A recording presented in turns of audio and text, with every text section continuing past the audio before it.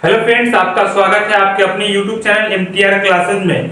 मैं जो आप लोगों को बताने वाला हूं कि जो डीएलएड के प्रशिक्षु है वो फेल होने से कैसे बचे, कौन सी गलती करने के कारण प्रशिक्षु फेल हो जाते हैं। आप पता कीजिएगा कि बहुत सारे प्रशिक्षु आपके संस्थान के ही फेल हो गए हैं। वो फेल हो गए किस कारण बस फेल हो गए, इसके बारे में मैं आपको बताने वाला हूं। कौन सा काम करना है और कौन सा काम नहीं करना है जिससे आप फेल ना हो।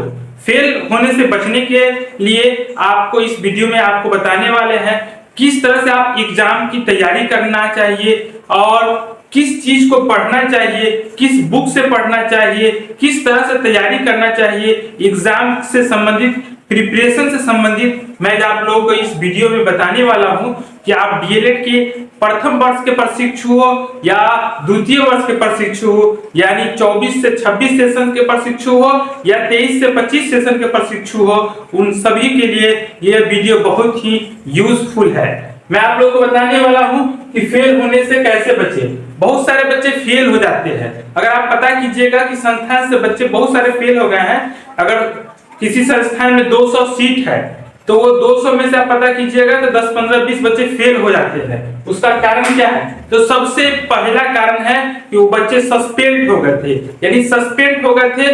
सस्पेंड होने का कारण क्या है कि वो चोरी करते हुए पकड़ा गए। एग्जामिनेशन में जब कॉपी लिख रहे थे उसी दौरान किसी अधिकारी का विजिट हुआ और अधिकारी ने क्या कर लिया, उस बच्चों को चोरी करते हुए पकड़ लिया। इस स्थिति में वो बच्चा सस्पेंड कर दिया जाता है। तो ऐसा सस्पेंड हो जाने से अगर आप सस्पेंड हो गए तो आप फेल हो गए। तो फेल होने का सबसे बड़ा कारण क्या है? बच्चा सस्पेंड हो जाता है। दूसरा कारण क्या है कि कुछ ऐसे सब्जेक्ट है जिसकी तैयारी आदमी को सही ढंग से, प्रॉपर ढंग से करना चाहिए। जैसे सब्जेक्ट में आपका क्या है, आपको जो इंग्लिश है, प्रोफिशिएंसी इन इंग्लिश, या प्रोफिशिएंसी इन इंग्लिश, आपको जो सब्जेक्ट है इंग्लिश, उसका तैयारी आपको बहुत अच्छे ढंग से करना है। आप पता कीजिएगा कि अगर किसी बच्चे को क्रॉस लगा है तो वो अगर बैक लगा है तो उसका पहला सब्जेक्ट क्या है, इंग्लिश में है, यानी इंग्लिश में उसको क्रॉस लग गया है। तो आप अपना तैयारी बहुत अच्छे ढंग से करें। दूसरा नंबर बात कि आप जो अपना कॉपी लिखेंगे वो कॉपी लिखने के वक्त भी आपको कुछ बातें जानकारी होनी चाहिए। जैसे कॉपी में जो लाइनिंग होता है, यानी लोग लाइन छोड़ छोड़ के लिख देते हैं। लाइन छोड़ करके लिखने का मतलब हो गया, यानी जैसे पेज में लाइनिंग है, ये लाइनिंग बाय लाइनिंग है, तो एक लाइन छोड़ छोड़ के जो लिखते हैं, ये बच्चों की तरह लिखने का काम नहीं करना है। आपको लाइन पकड़ के लिखना है, एक लाइन भी छोड़ के नहीं लिखना है, यानी एक लाइन के बाद दूसरे लाइन में फिर लिखना है।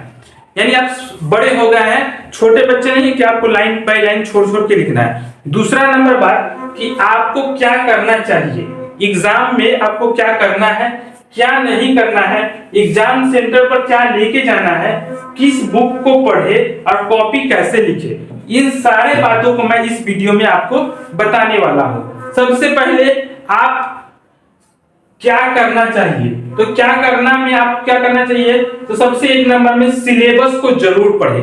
आप जिस सब्जेक्ट का एग्जाम देने जा रहे हैं, यानी आप फर्स्ट ईयर के प्रशिक्षु हैं, F1 सब्जेक्ट का एग्जाम देने जा रहे हैं, तो F1 सब्जेक्ट में किस किस टॉपिक को पढ़ना है, यानी कौन कौन सा टॉपिक F1 सब्जेक्ट में आता है, यानी उससे संबंधित सिलेबस को जरूर पढ़े। साथ ही साथ उस सब्जेक्ट का प्रीवियस ईयर क्वेश्चन को जरूर देखिए। प्रीवियस ईयर क्वेश्चन यानी PYQ, प्रीवियस ईयर क्वेश्चन को आप जरूर बना के जाए।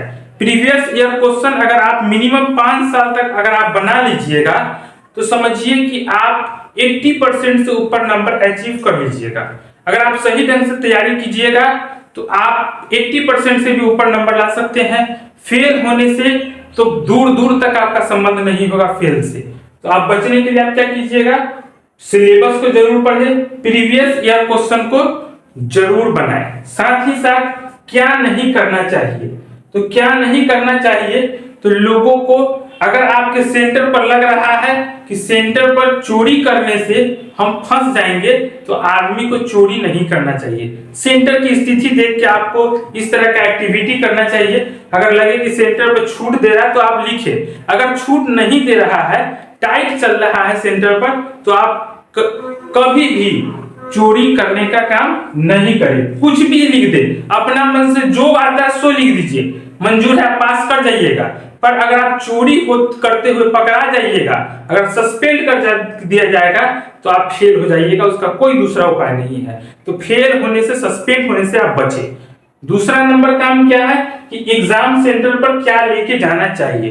तो एग्जाम सेंटर पर आप अपने साथ एडमिट कार्ड, कलम 2-3 जरूर रखें, ताकि आपको लिखना बहुत ज्यादा होता है। कलम में भी आप एक ब्लैक कलम रखें और एक ब्लू कलम रखें, ताकि आप लिखिए, कुछ टॉपिक बना के लिखिएगा, कुछ अच्छा से डायग्राम सब बना के लिखिएगा। तो आप ये सब चीज लेके जा सकइएगा। साथ ही साथ एडमिट कार्ड ले जाइएगा, और जो आपके संस्थान का आई कार्ड होगा, जो आपको कॉलेज के द्वारा आई कार्ड दिया गया होगा, उस आई कार्ड को भी आप जरूर लेके जाएं, ताकि कभी कभी आपको एग्जामिनेशन सेंटर पर आपका आई कार्ड खोज दिया जाता है कि आप आई कार्ड दिखाइए, एडमिट कार्ड, आधार कार्ड, ये सब जरूर लेके जाइए। साथ ही साथ आप अपने साथ एक पानी का बोतल भी ले जाइएगा, क्या है कि आपको एक दिन में 2 शिफ्ट में एग्जाम होगा, फर्स्ट शिफ्ट और सेकेंड शिफ्ट, यानी आप सुबह से लेकर शाम तक एग्जाम दीजिएगा। कहीं कहीं सेंटर पर पानी का बहुत स्थिति खराब होता है, आपको सही से प्रॉपर जो है रूम में आपको पंखा भी नहीं मिलेगा कई कई सेंटर पर, तो इस स्थिति में आपको गर्मी लगेगा, पानी पीने के लिए पानी नहीं मिलेगा, तो आप सही से लिख नहीं पाइएगा। तो इसलिए अपना पानी का बोतल आप जरूर लेके जाइए। साथ ही साथ किस बुक से पढ़े, तो बुक को पढ़ने के लिए अगर आप बुक पढ़ना चाहते हैं तो एक माइक्रो का बुक आता है। किस कंपनी का बुक आता है, तो माइक्रो का। तो माइक्रो का बुक जो है आप परचेस करके ले सकते हैं, वो कम समय में आपको अच्छा तैयारी कर सकता है, या आप नोट्स लेके भी आप पढ़ सकते हैं। साथ ही साथ कॉपी कैसे लिखे, तो कॉपी को लिखने के लिए आप लाइन छोड़ छोड़ के नहीं लिखना है, साथ ही साथ कॉपी को पूरी तरह से भर देना है, जो भी आए उस तरह से लिख दीजिए। आपको जो भी चीज आए मन में, जितना भी है उस टॉपिक को लिख दीजिए, कुछ भी लिख दीजिए चलेगा, पर कॉपी को खाली नहीं छोड़ना है। आपको कहानी आता है कहानी लिखिए, कविता आता है कविता लिखिए, पर आपको कुछ भी लिखना है जरूर लिखिए, पर कॉपी का पेज खाली नहीं छोड़िए।